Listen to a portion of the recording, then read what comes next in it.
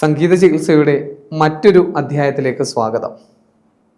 സ്വരമണ്ഡപത്തിൽ ഇന്ന് നമ്മൾ സംസാരിക്കുന്നത് മാനസിക പ്രയാസമുള്ളവരിൽ സംഗീതം എങ്ങനെ പ്രവർത്തിക്കുന്നു എന്നതിനെക്കുറിച്ചാണ്.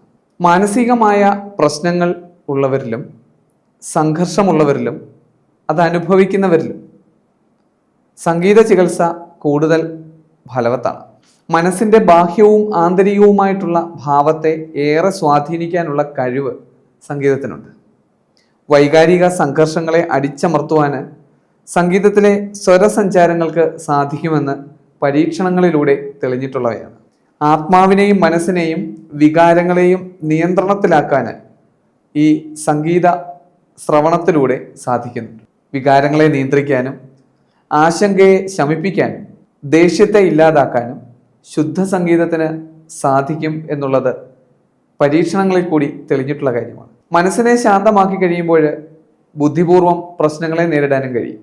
ഭിന്നശേഷിക്കാരായവരിലും സംഗീത ചികിത്സ ഏറെ ഫലവത്തായിട്ട് പ്രവർത്തിക്കുന്നതായി കണ്ടെത്തിയിട്ടുണ്ട്. ആക്റ്റീവായിട്ടുള്ള സംഗീത ചികിത്സയാണ് ഇവർക്ക് കൂടുതൽ പ്രയോജനം ചെയ്യുന്നത്. ഭിന്നശേഷിക്കാരിൽ ദേശീയ പ്രകൃതിക്കാരായിട്ടുള്ള ധാരാളം കുഞ്ഞുങ്ങളുണ്ടാവും. ഡ്രംസ് ഉപയോഗിച്ചുള്ള താളസംഗീതമാണ് കൂടുതൽ അവർക്ക് അഭികാമ്യം. രാഗചികിത്സയേക്കാൾ താളചികിത്സയാണ് ഇത്തരക്കാർക്ക് കൂടുതൽ യോജിക്കുന്നത്. എന്നാൽ രോഗി സ്വയം പാടുകയോ ഉപകരണങ്ങൾ വായിക്കുകയോ അതുമല്ലെങ്കിൽ കൈകൊട്ടി താളമിടുകയോ ചെറിയ ചെറിയ പാട്ടുകളും ചുവടുകളും ഒക്കെ വെക്കുകയോ ചെയ്യുന്ന ആളാണെങ്കിൽ കൂടുതൽ ഫലപ്രദമായ രീതിയിൽ അവരുടെ മനസ്സിന് ഏകാഗ്രത ലഭിക്കുവാനായിട്ട് സഹായിക്കും. രക്തസമ്മർദ്ദത്തിൻ്റെ തോത് വർദ്ധിക്കും. കൂടുതൽ ചടുലമായ വേഗതയേറിയ ബീറ്റ സംഗീതം ഈ കൂട്ടർക്ക് ഹിതകരമായിട്ട് അനുഭവപ്പെടാൻ സാധ്യതയാണ്. എന്നാൽ ആൽഫ സംഗീതം സുഖദവും ഈണാത്മകവുമായിരിക്കും. മനസ്സിനെ സാന്ത്വനപ്പെടുത്തി ശാന്തമാക്കാനെ കൊണ്ട് ഇതിന് കഴിയുന്നുണ്ട്. ബ്ലഡ് ഡൊണേഷൻ ഇന്ന് സർവ്വസാധാരണമായി കാണുന്ന ഒരു രീതിയാണ്.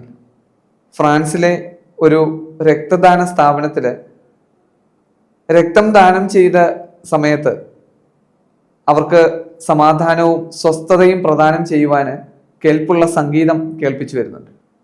ഈ സമയത്ത് ചിലർക്ക് അനുഭവപ്പെടുന്ന പേടിയും പരിഭ്രമവും ഒക്കെ ഒഴിവാക്കാനെ കൊണ്ട് ഈ പാട്ട് കേൾക്കുന്നതിലൂടെ സഹായമാകുന്നു എന്നുള്ളത് കൊണ്ടാണ്. അതുപോലെ തന്നെ ഡിപ്രഷന്, അപസ്മാരം എന്നീ രോഗങ്ങൾ കൊണ്ട് കഷ്ടപ്പെടുന്ന രോഗികൾക്ക് ഹിന്ദുസ്ഥാനി രാഗങ്ങൾ ഒക്കെ ഔഷധമായിട്ട് കരുതപ്പെടുന്നുണ്ട്. ദർബാരി കാനഡ, ഖമാസ്, സിന്ധു ഭൈരവി തുടങ്ങിയ രാഗങ്ങൾ മനസ്സിന്റെ സന്തുലിതാവസ്ഥ നിലനിർത്തുവാൻ സഹായിക്കുന്ന രാഗങ്ങൾ കൂടിയാണ്. അതുകൂടാതെ കർണാടക സംഗീതത്തിലെ പല രാഗങ്ങൾക്കും ഈ ശക്തിയുള്ളതായിട്ട് തെളിഞ്ഞിട്ടുണ്ട്. ബാക്കി അടുത്ത ദിവസം പറയാം. വണക്കം.